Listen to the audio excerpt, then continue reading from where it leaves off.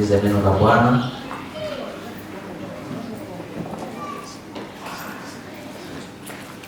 Haleluya. Amen. Leo tena tumekutana ni kwa sababu ya neema ya Mungu. Sio kwa sababu tumekuwa na afya njema wala tumekuwa wazuri ama tumempendeza Mungu sana, bali ni kwa sababu ya neema ambayo Mungu ameenda kutupa. Ndio maana tumekutana siku ya leo tena. Najua tumepitia mengi kwa familia, makazini na mambo mengine, changamoto zingine za dunia hii ambayo imekuwa hivyo, lakini Mungu ametuwezesha kufika siku ya leo tena ili kuja kuonana uso kwa uso, na ni jambo la kumshukuru Mungu sana. Na leo tutaenda kugusia kidogo tu kuhusu dalili za siku za mwisho. Dalili za siku za mwisho. Dalili za siku za mwisho, unaweza kujiuliza ni kitu gani? Dalili za siku za mwisho ni mwisho kabisa wa historia ya mwanadamu. Mambo yote mwanadamu anaifanya yatakuwa yamekoma, yatakuwa yamefika mwisho. Tutakuwa tunasubiria sasa wakati Yesu atakapokuja. Ina maana dalili zenyewe tunaanza kuziona kwa macho. Hata wewe mwenyewe unaziona kwa macho jinsi zilivyo, kwa sababu kuna dalili ambazo Yesu alipoulizwa na wanafunzi wake, tutajuaje? Akataja baadhi ya dalili za siku za mwisho, na hizo ndizo tutaenda kuangalia leo, kwa sababu dalili hizo zinapatikana kiroho, dalili hizo zinapatikana kimwili, na pia kwa familia zetu nyingi zimepata kuongezeka kwa sababu ya maisha tunayoishi. Na moja kwa moja tutaenda kuangazia dalili ambazo Yesu alitoa katika kitabu cha Mathayo ile sura ya 24.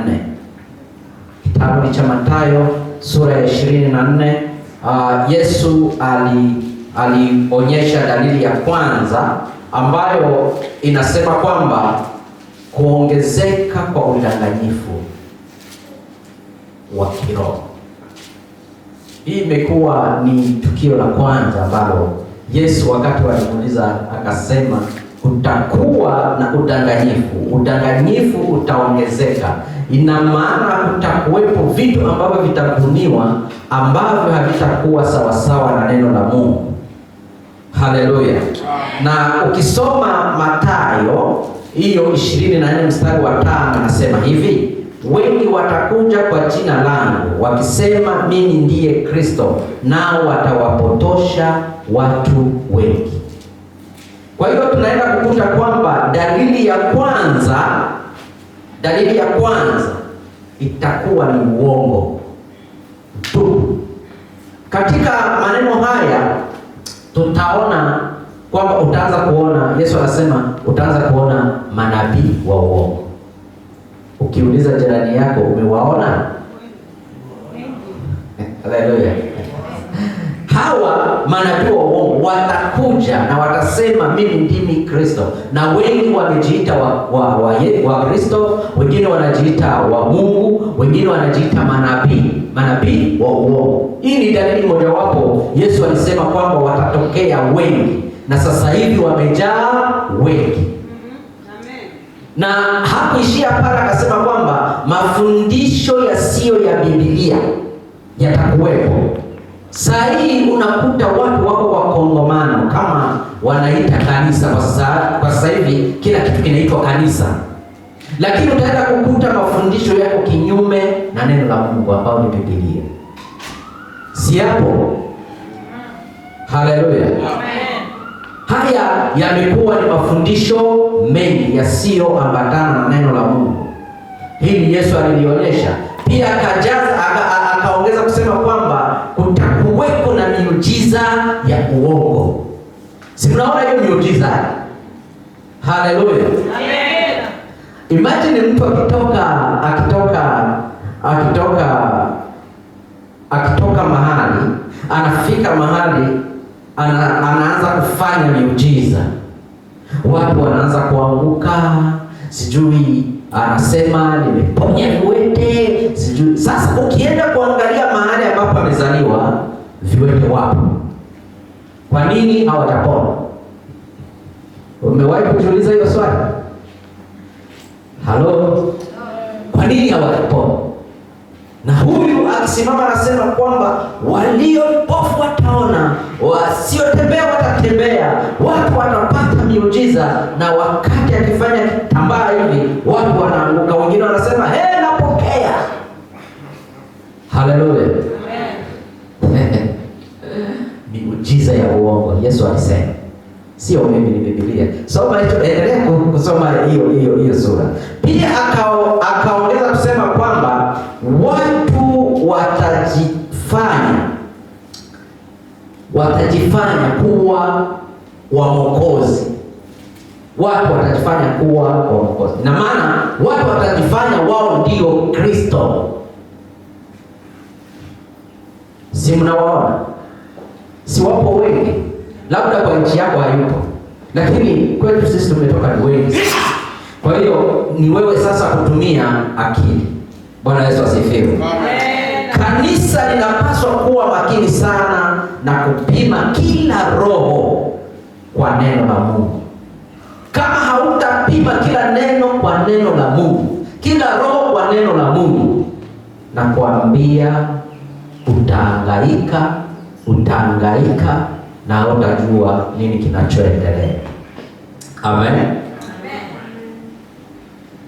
Dalili ya pili ambayo Yesu alionyesha, alisema kwamba vita na habari za vita zitatokea. Kwenye ule mstari wa 6 kitabu cha Mathayo sura ile ya 24 mstari ule wa 6, Yesu anasema hivi, mtasikia habari za vita na matetesi ya vita, migogoro ya mataifa. Leo tumeona nchi na nchi, siku hizi ni kitu cha kawaida. Amen. Wakati sisi tulizaliwa hatukuwa tunasikia vita, lakini wakati tunaenda kukomaa tukaanza kusikia habari kwamba vita vitatokea. Na kweli vilitokea, na sasa hivi migogoro imekuwa kwa mataifa. Ndio unasikia nchi yetu sasa hii, tukutane Kenya, tukutane Marekani, tukutane Angola, tukutane wapi, migogoro. Wanatafuta namna gani wataimaliza. Lakini kama Mungu hajasimama, haitaisha. Amen. Kwa sababu ni moja yao ya tukio ambalo Kristo alisema. Pia akaendelea kusema kwamba mashindano ya nguvu za kijeshi. Leo ukiangalia Marekani na Yerusalemu, Israeli na Iran, nchi za Waarabu, leo wanashindana kijeshi. Wanashindana kuonyesha nani mwenye atamiliki silaha kwa nguvu. Yesu alisema itakuwa leo. Marekani nasema kwamba wao ndio wako na kikosi kizuri sana cha kupigana vita ulimwenguni. Watu wa Russia nao wanasema na sisi. Watu wa Iran nao wanasema na sisi.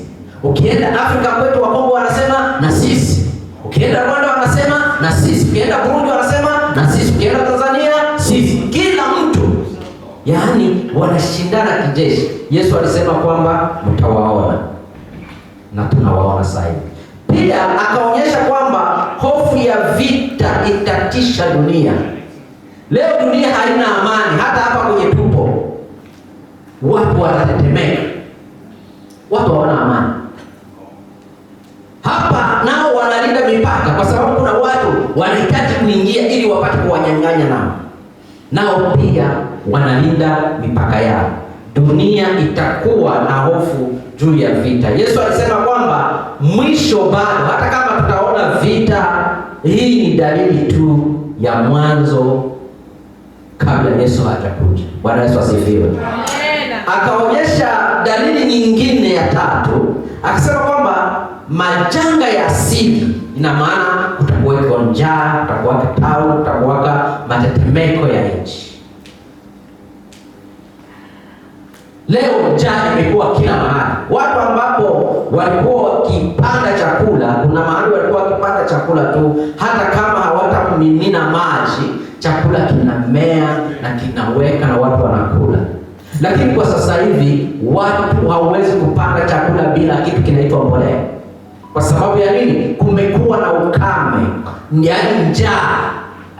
Na pia tumeona tetemeko za ardhi kila wakati. Kuna wakati tetemeko hilo lilipita hapa, wengi wakatafsiri kwamba kumepigwa bomu kubwa, wamefanya. Hapana, ni tetemeko la ardhi.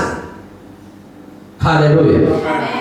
Na watu, kuna sehemu ambazo tetemeko likipita linabomoa miamba. Amen. Hiyo ni dalili nyingine Yesu alionyesha. Akasema kwamba katika ule mstari wa 7 anasema kwamba kutakuwa na njaa na matetemeko ya nchi mahali popote. Kila mahali kuna tetemeko, kila mahali kuna njaa, kila mahali kuna ukame. Haya ni maneno ya Yesu. Mabadiliko ya tabia ya nchi yatabadilika. Magonjwa mapya yasiyoeleweka yatatokea na itawachanganya watu. Imagine tukifikiria hapa majuzi tu sisi tulipata corona jamani, mpaka ulimwengu katetemeka, watu mpaka matajiri wakaanza kuona hii mali yangu nitaimaliza namna gani. Marais wakasema tutakimbilia wapi? Bwana Yesu asifiwe. Amen. Magonjwa yasiyoeleweka yakatokea. Leo kule kwetu Ebola inasumbua watu. Waganga wamefunga mipaka, nao wako kwa kifungo kwa sababu imeingia kwao. Haleluya. Magonjwa yasiyoeleweka Yesu alisema yatatokea na tunayaona kwa sasa hivi. Na tutayaona kwa sasa hivi. Matetemeko tunayaona, mafuriko tunayaona ya maji. Mto tu umekaa tu vizuri, siku natokea tu na moto umeua watu. Haya Yesu alisema wazi. Amen. Haya bado ni maumivu ya uchungu, lakini ni ishara tu, muda bado. Sema kwamba Yesu anataka kuja. Tutamwona Yesu kwa macho kwa macho, kwa sababu anasema atakuja na kila jicho litamwona. Uwe mtenda dhambi, uwe usiyotenda dhambi, utamwona akija. Lakini sasa akisimama mbele ya kiti cha hukumu, wewe utajitetea wewe mwenyewe. Haleluya. Utajua utaenda wapi, utaenda wapi. Kwa hiyo akaonyesha ishara nyingine katika ile verse ya 9, anasema mateso kwa waumini, mtachukuliwa na mataifa yote kwa ajili ya jina langu. Watu watatuchukia kwa sababu ya jina langu. Mnajua sisi tumechukiwa sana wakati tumekuwa hapa. Si mnaona huyu jirani yetu hakukuwa anapenda sisi tuendelee. Hakukuwa anapenda jina la Kristo kutukuzwa. Japokuwa alikuwa anatafuta njia ya kutusonga sisi kwa sababu sisi hatufanani na yeye, lakini alikuwa anapiganisha kanisa mzima. Kwanza wenzetu wa asubuhi na wa jioni. Lakini wakati tumekaa kwa maombi tukimwombea kila siku, mpaka sasa hivi tunasalimiana naye na tunaulizana habari gani, anasema mzuri sana. Bwana Yesu asifiwe. Kwa hiyo hakuna kitu kinachomshinda Mungu tunaposimama.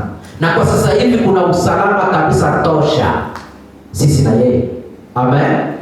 Sio rahisi mtu ambaye hamjui Kristo kukubali na kufuata sheria zenu. Haleluya. Yesu alionyesha katika ile verse ya 9, anasema kwamba sheria zinazokandamiza imani zitakuwepo. Anasema sheria zinazokandamiza imani zitakuwepo. Haleluya. Sijui kama naeleweka.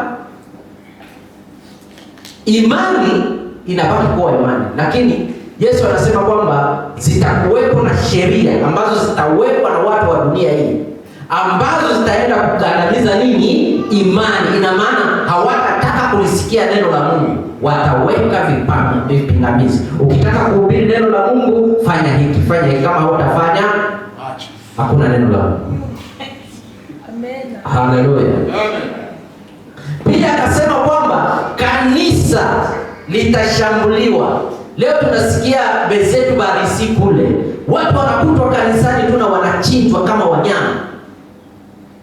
Watu wanashikwa. Unapohubiri neno la Mungu unafungwa. Nilikuwa nikiangalia video moja ya mhubiri mmoja, anahubiri tu, anahubiri mtandaoni, yuko hadharani mahali pa stendi ya basi, na wanajeshi wakaja wakamshika. Alafu nauliza, unanishikia nini? Yetu naweka kelele. Kwani yeye ndo anaweka kelele kuzidi magari napita pale? Jamani, Bwana Yesu asifiwe. Lakini aliwaambia kwamba hata kama mtanifunga kwa sababu nalihubiri neno la Bwana, nina imani kwamba ushindi upo, na wewe ambao unanishika nahitaji uokoke. Amen. Amen. Amen. Kanisa litashambuliwa. Yesu akaonyesha pia kwamba waumini kufungwa, kuuawa, kutishwa vitakuwepo, na leo tunaviona. Amen. Wakati korona ilikuja, kanisa letu la Methodist lilikataa kufunga. Makanisa mengine yote yalifungwa, lakini wao walikataa kufunga. Alafu kiongozi akaitwa mahakama. Kwa nini? Akasema magonjwa, madawa, chakula, watu, vyote vinatokana na Mungu. Kwa hiyo sisi tuko huru mbele za Mungu. Kama yatanikuta kwa beach, okay, nipeleke kule. Kama yatanikuta kanisani, kwa sababu kanisani sio mahali pa uchafu. Ukiingia kanisani tunaoza. Ukipatwa na corona kanisani, ina maana wewe ni mtenda dhambi. Ndio yalikuwa majibu yake. Na wakamuuliza, na huyu nani? Bwana Yesu asifiwe. Alikuwa na ujasiri kwa sababu ya kile ambacho alikipokea. Kanisa, hizi ni dalili ambazo Yesu alionyesha kwamba kanisa litakuwa na ziki, watu watapigwa, watu watafungwa, watu watakosa mwelekeo, lakini mwisho bado na kanisa litapata ushindi. Yesu akaonyesha dalili nyingine kwamba upendo wa wengi utapoa. Katika ile verse ya 12. Verse ya 12 Yesu anasema kwamba upendo wa wengi utakuwa umepoa. Humo anataka kwamba uovu utaongezeka. Uovu utaongezeka. Haleluya. Na maovu tunayaona yanaongezeka sasa hivi. Mengi tu. Tena ya kutisha. Na mtu anaona akifanya maovu haya, anaona iko sawa tu kwa sababu ni wakati. Pia maadili yataporomoka. Maadili yataporomoka. Hakutakuwa na heshima. Hakutakuwa na kitu kwamba mimi ni nani, kwa sababu hauna maadili tena. Ya kiungu yatakuwa yametoka. Alafu hapa utakuta maadili yakiporomoka, utakuta mtoto wa kike anatembea uchi mbele ya wazazi wake. Ndio unakuta kwa sasa hivi na wanaume, kwa sababu ya maadili kuporomoka, unakuta wanaume wanaoana, unakuta wanawake wanaoana, unakuta wamama wanajipandisha mitandaoni wakiwa uchi, unakuta wababa wanajipandisha mitandaoni wakiwa uchi. Maadili yameporomoka. Shetani anaendelea kutumia watu. Halo.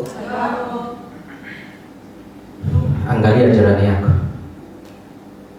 muulize kwa familia yako, kuna mtu ambaye ameporomosha maadili?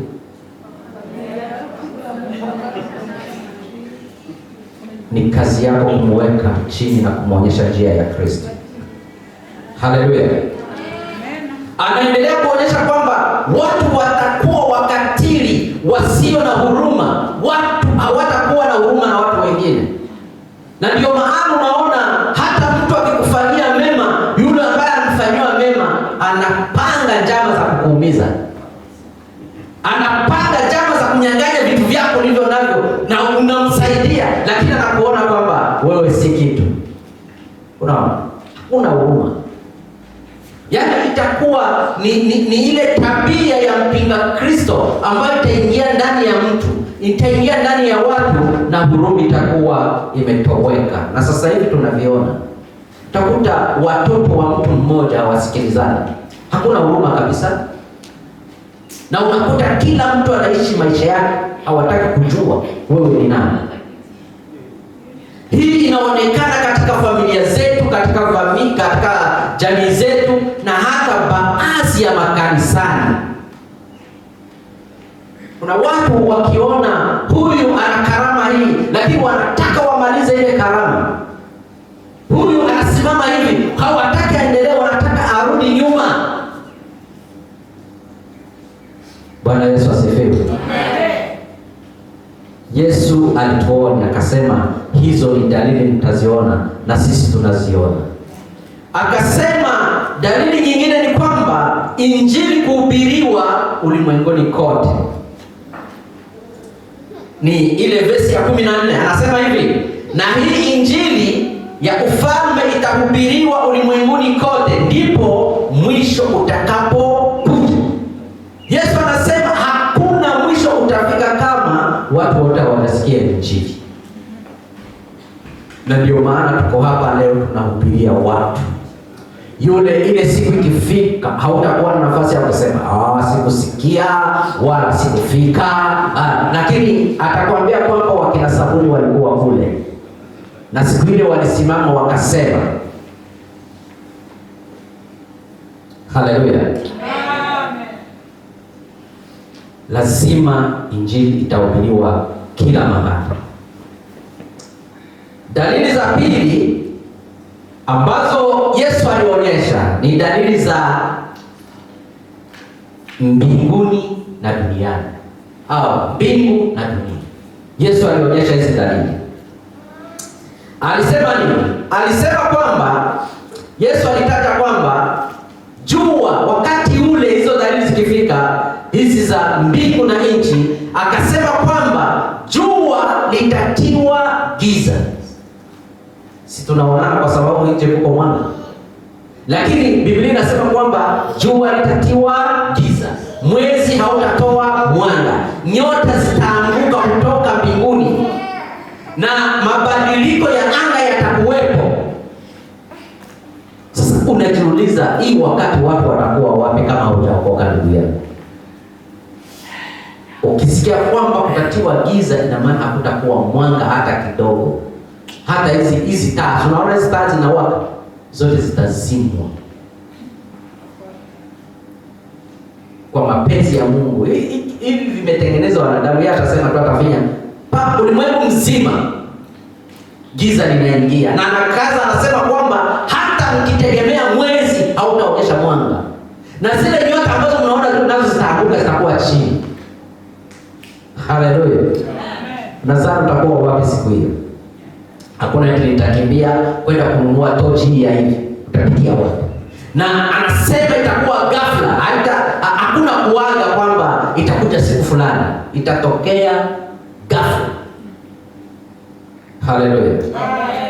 Hizi ni ishara za mwisho kabla ya kuonekana mwana wa Mungu mawinguni.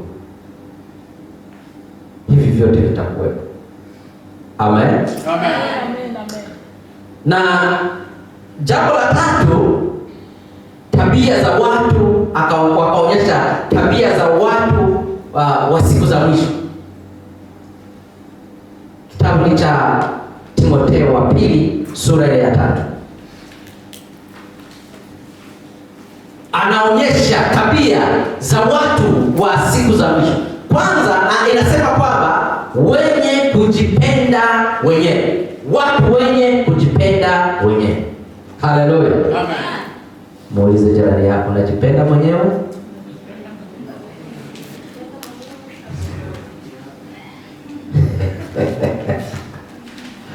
Haleluya.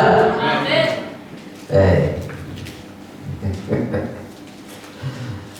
Watu watakuwa wenye kujipenda wenyewe.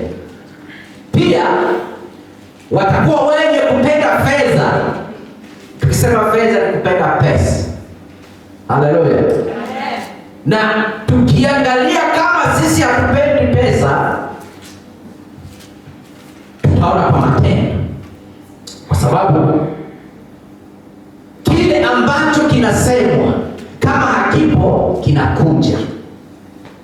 Sasa hapa anasema watu wa siku za mwisho tutawatambua kwa nini? Kwanza, watakuwa wenye kujipenda wenyewe.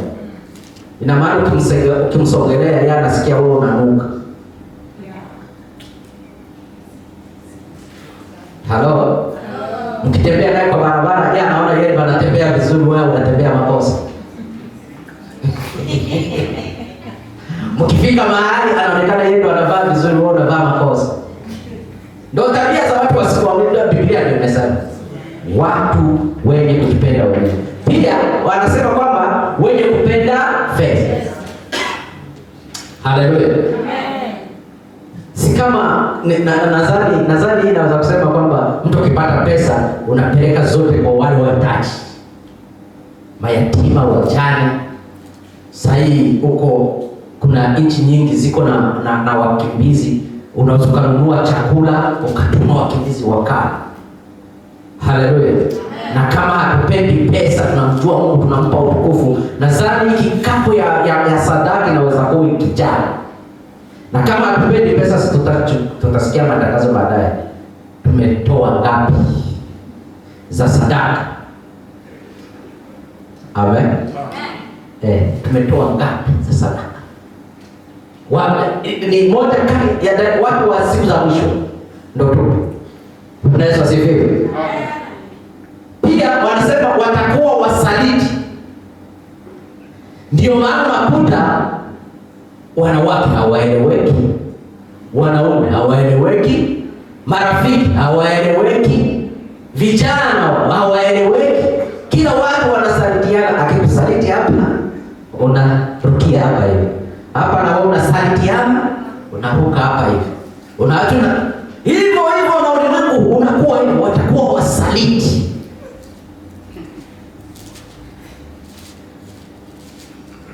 Kuna mtu anamsaliti mwingine hapa.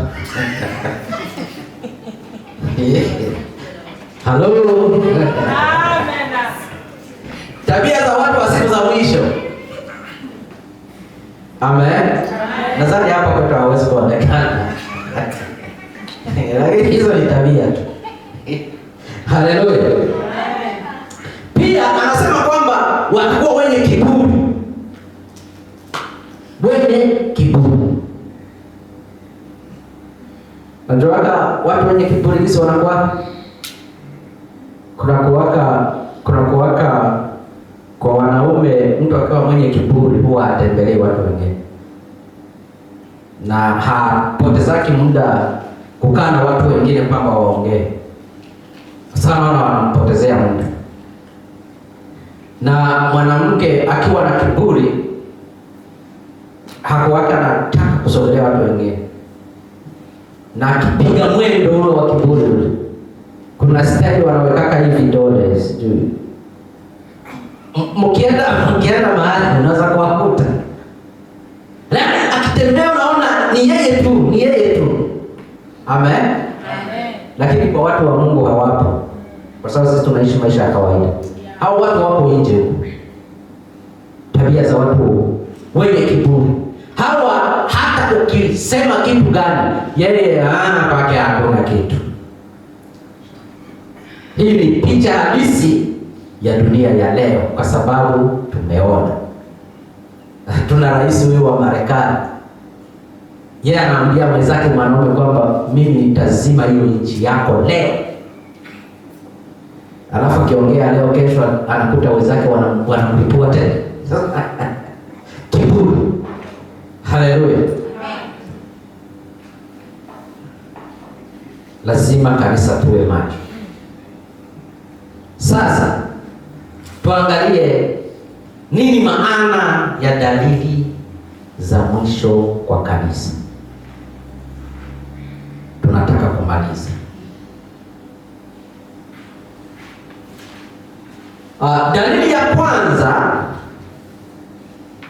Dalili ya kwanza inatuhimiza sisi kanisa kwamba kanisa liwe macho. Kanisa muwe macho. Kanisa msilale, vijana muamuke, wamama muamuke, wababa muamuke, tuwe macho. Yesu anasema nini? Yesu anasema kwamba kesheni kwa kuwa hamjui siku wala saa ambayo nitakuja kulichukua kanisa langu. Amen. Amen. Kesheni kwa kuwa hamjui siku wala saa, kwa sababu hamjui siku. Kuna nani? Mmeona kuna watu ambao ukisikia ndugu yako amefiwa kwa mfano, ama mtu amekufa, leo tuseme mchungaji wenu Sabuni amelala leo, ameitwa na Mungu, alafu watu wanaweza wakakusanyika pale, lakini kwa sababu wewe una kiburi, wewe una dalili za siku za mwisho, hauna macho, utasema huyo ameondoka tu, si ndio? Sisi acha kwanza tuvunje mifupa, acha tule kwanza tushibe. Na kuna wenye wataleta pilipili kwa kilio yangu ili wakule washibe, si ndio? Na wengine watakimbia kwenda kununua makaa wachome nyama, na wengine watakuja na zile chupa za rangi ili wakilia na wakikunywa wajisikie wako sawa, si ndio? Lakini ujue kwamba yule aliyesimama karibu na maiti ya ule mchungaji wenu Sabuni, ndio wale watasimama karibu na sanduku lako pia. Na wakati huo watu hawatasema kwamba alikuwa na magari, hawatasema kwamba alikuwa na majumba, hawatasema kwamba alikuwa na pesa, alikuwa na elimu. Wataangalia ni matendo gani aliyafanya, nini ulikuwa ukiongea, ulikuwa ukitembea namna gani, ulikuwa unaishi namna gani. Hiyo ndio watu wataanza kuongea hiyo. Bwana Yesu asifiwe. Kwa hiyo kanisa tunahitaji kukesha, kwa sababu hatujui siku wala saa ambao kanisa litachukuliwa. Usije ukabaki. Haleluya. Sasa kukesha tutakuwa na nini? Hapa kuna tajwa mambo fulani. Anasema kwamba kitu cha kwanza lazima tukeshe kwa maombi. Yesu alienda na wanafunzi wake kwa sababu hawakujua kile walikuwa wakina Petro, wakina Yohana. Akawaambia, mbaki hapa niende kwanza nizungumze na Baba kwa dakika kidogo. Lakini aliporudi alikuta hao jamaa wako namna gani? Kuna mtu anasinzia hapo, mwambie amka, tunataka kumaliza. Nipe dakika kidogo tu. Haleluya. Bwana Yesu asifiwe. Akawaambia kwamba hamkuweza hata kukesha hata lisali moja. Sijui kama hayo masaa ya Yesu yalikuwa yanahesabiwa namna gani. Kuna mtu anaweza kushinda kabisa na saa moja. Ina maana walizidiwa na shetani. Kwa hiyo kitu cha kwanza kwa kanisa, tusimame kwa maombi ya nguvu tukiomba. Na kitu cha pili, tujitahidi kujitakasa, tuwe watakatifu. Hata kama hautafikia kiwango, lakini jitahidi angalau uwe mtakatifu. Na pia uwe mwaminifu na uwe mwinjilisti. Ina maana uhubiri habari njema kwa watu wasiojua Kristo kila mahali ukienda. Nadhani kule kulikuwa kumeenda ule mtoto wangu Sila, kule ungelianza tu, ungesimama na unahubiri kwa lugha yako, watu wataangalia na huyu naye anasema nini, watajijua, kwa sababu kama itabaki kwa masimu watakuwa wakienda mahali wanaweza translate huyu alikuwa anasema nini. Alafu kama watapata neema kupata mtu mwenye atatranslate, watasema alikuwa anasema tutubu, tuache dhambi kwa sababu hapa tuko wamepata ujumbe. Amen. Haleluya. Tuwe wainjilisti. Cha pili, kanisa lisidanganyike, kwa sababu udanganyifu umekuwa mwingi sana kwa kanisa. Kanisa linapaswa kusimama na neno la Mungu, sio hisia. Amen. Na sijui kama Wakristo, sijui hivi ninakuwaka najiuliza, sijui wa Kristo, kwa nini tunaamini kila kitu mapema sana? Kule Kenya kuna mzee mmoja alisimama akasema, tikisa simu yako. Lazima weka line ya M-Pesa, anasema kanisani, anasema tikisa na uangalie kama pesa zimeingia kwa M-Pesa. Kwani Mungu ana pesa? Mungu anajua na simu yako. Na wao wanasema napokea baba.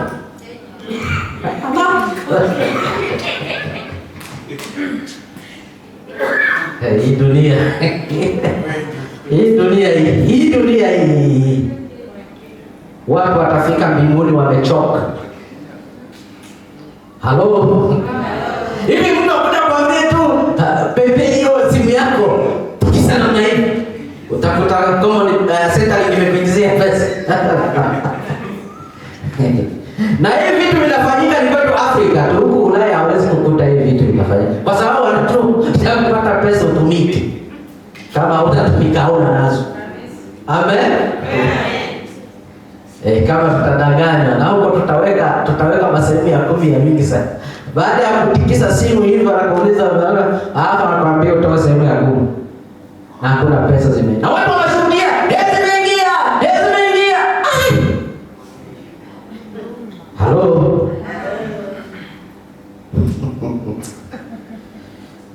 Mungu tu. Bwana Yesu asifiwe. Amen. Pia kanisa liwe tayari kwa dhiki. Lazima kanisa tujiandae kuteswa. Ukisoma kitabu cha Ufunuo inasema kwamba kutafikia wakati watu watawekwa alama kwenye sura zao. Ukitaka kwenda kuemea, hiyo chapa iko hapo. Na inaanza kwenye mfumo wa umeme. Ndio maana ukiangalia katika dunia mzima, ukifanya kitu kinaitwa sensa, watu wanaweza kuwa wanafanana. Sijui kama kwa kambi huko Tanzania wanavifanya. Ukienda kufanya sensa, wanahitaji uweke hii kidole. Watu wanaweza kufanana, lakini hii kidole haifanani. Kila mtu kidole haifanani, ndio inatofautisha. Na wakati waliona kwamba hii inataka kukaribiana, wakasema tuanze kufanya finga ya macho. Unaanza kuangalia papa, alafu wanaangalia wakienda kuangalia ni macho yake ile kabisa. Ndio sikusababisha. Si kama mtu amekuweka kidole hivi na amekuchukua chapa ya macho, unadhani hana uwezo wa kubandika chapa hapo? Kwa wale ambao waliishi kwa makambi, kuna mahali ukipita sensa wanakuambia choja kidole huko. Hicho kidole. Wengine wanasema hii ya mnyama, sijui hakitoki. Akiweka anakimbia kwenda kuosha. Sasa kama hakienda kuosha na ulisha chapa huko si isha ingia mwili. Haleluya. Anasema kwamba na wakati ule watu wakitaka kusafiri, wakati utapewa hiyo chapa, ukitaka kusafiri inakuwa ni kwa mwili. Wewe ukifika airport ukionekana tu pale, kila kitu kinajiseti. Hauna haja kusema ni cheki. Wewe ukiingia tu airport, ukihitaji fedha kwamba nataka kwa akaunti yangu kutoke pesa kadhaa, utaenda kusimama tu kwa screen kama hivi, na zile pesa zinatoka. Yaani unakuwa umetengenezwa kuwa chombo cha huyo mwovu shetani. Siku za mwisho lazima tukeshe. Na kanisa hii ya mwisho, kanisa lazima liendelee kuhubiri. Tunapokutana wawili watatu wenye hawajui, wahubiri, waambie neno la Mungu kwamba Kristo anakuja. Utakuwaje? Amen. Mimi nina baba yangu mdogo alikuwa anakunywa pombe sana. Siku moja wahubiri wamoja wakafika wakamuuliza, sasa wewe unakunywa pombe sana, wewe haujui kwamba Sodoma na Gomora iliungua? Alafu majibu yake sijui kama ilikuwa inatokea wapi, akasema sasa kama ulisikia Sodoma na Gomora iliungua, ulisikia hapa kwetu Kongo kijiji gani kiliungua? Nasikia majibu. Lakini siku moja wakati alikutana na Kristo, siku hizi tukiongea na muulizaka, mzee unakumbuka ile neno? Anasema mtoto wangu, hiyo tu ilikuwa ni hivyo tu. Bwana Yesu asifiwe. Na wewe yawezekana ungali unasema kwamba nitafanya baadaye, nitahubiri baadaye, lakini huo muda labda hautaupata. Chukua nafasi.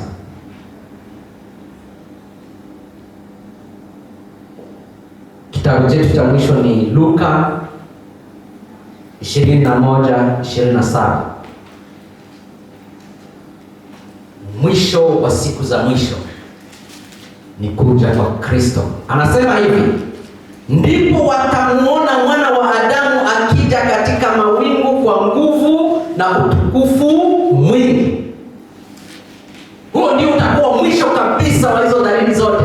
Tutamuona akija katika mawingu akiwa na utukufu na nguvu nyingi. Yesu atarudi kwa ghafla. Hiyo ujue, hata kuaga kwamba atakuja. Hata kama unaota ndoto, hata kama unaona maono, hautaonyeshwa maono. Atarudi ghafla. Mwambie jirani yako, Yesu atarudi ghafla. Kwa hiyo kama tunamsubiri, tumsubiri kwa ghafla. Amen. Atarudi wala hata atakuja kwa utukufu, atakuja kwa sauti ya malaika, atakuja kwa ajili ya kanisa lililo tayari.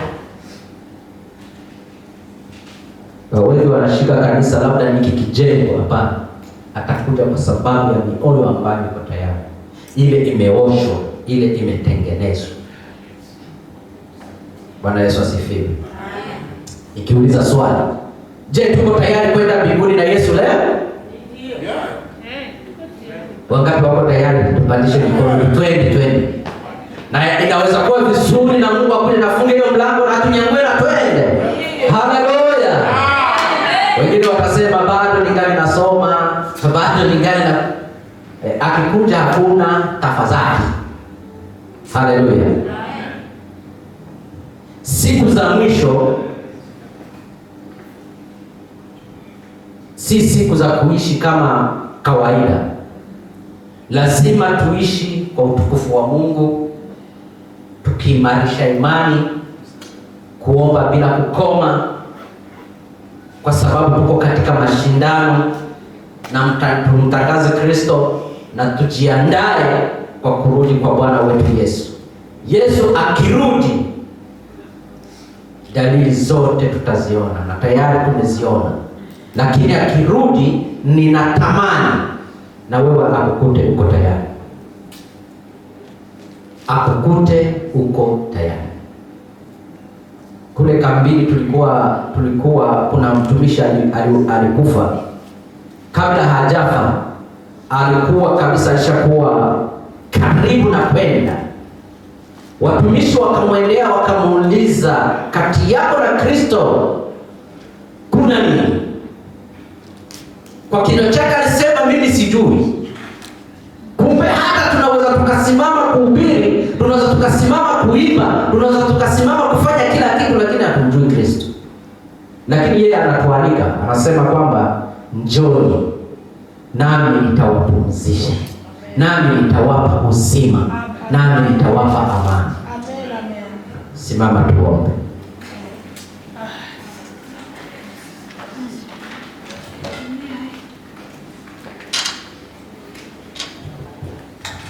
Mwambie Mungu kwamba kwa sababu dalili hizi zote zimetimia, basi naomba Mungu unipe nafasi ya kukesha kwa maombi. Unipe nafasi ya kufanya maisha yangu yawe ya mwangaza, maisha yangu yasiwe gizani, kwa sababu siku hiyo ambayo jua litazima, mwezi utazima, nyota zitangolewa na tetemeko zitakuwepo, nitakuwa wapi? Yesu, nipe mwanga, kwa sababu ukiwa katika mwanga wa Kristo, hilo giza hautaliona. Huo mwezi utakuangaza, nyota zitakuangaza, lakini kama hautaamini, vyote vitatoweka na utatoa ripoti ya maisha yako. Paza sauti kimwomba Mungu wako akusaidie. Baba mtakatifu, Muumba mbingu na nchi, asante kwa siku ya leo. Tumekuwa mbele zako kuanza saa 8 na mpaka sasa hivi. Tumeyanena maneno yako kama vile unavyotuwezesha. Umetufanya jinsi tulivyo.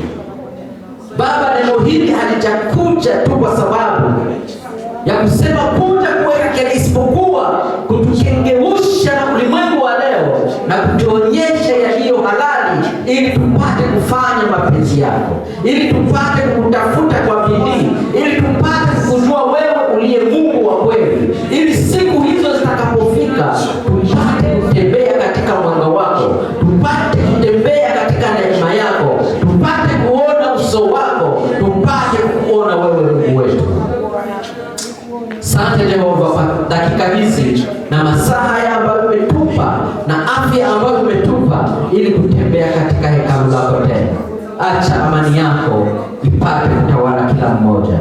Ni kwa Yesu tukiomba na kuamini. Amen.